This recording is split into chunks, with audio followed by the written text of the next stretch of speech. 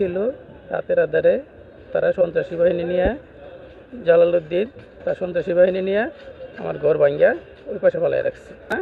আদালতে 2টা মামলা আছে, 7 ধারা মামলা আছে, 145 ধারা মামলা আছে।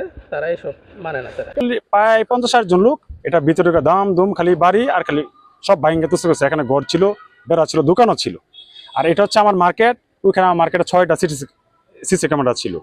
ওই দিকে দেখেন আমার মার্কেট পুরো কি করছে।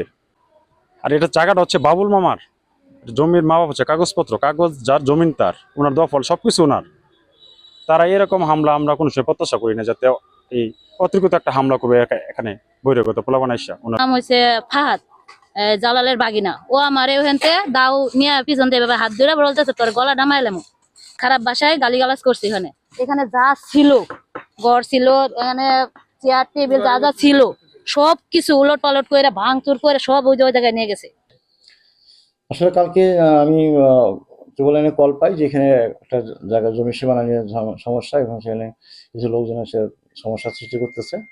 সমাজ প্রেক্ষিতের সঙ্গে সঙ্গে আমি পুলিশ পাঠাই আমার সেখানে গিয়ে আপনার কন্ট্রোল নিয়ে আসি। আমার পুলিশ গিয়ে দেখছি তারা কোনো পার্টি নাই, তারা চলে গেছে। পরবর্তী জানতে পারি যে এখানে এই জমিটা নিয়ে আগেও কোর্টে মামলা চলছে, এবং এই সংক্রান্তে ওয়ারেন্ট জারি করছে। আমার থানা থেকে ওয়ারেন্ট জারি করা আছে, পূর্বে জারি করা আছে। তারপর তারা জমি সীমানা দুই পক্ষই তারা একটু বাড়াবাড়ি করেছে আমি শুনেছি। এই সময় পুলিশ আমরা তৎপর রয়েছি, এবং বাদী একটা অভিযোগ দাখিল করেছে। আমরা অভিযোগ তদন্ত সাপেক্ষে আইন করেছি।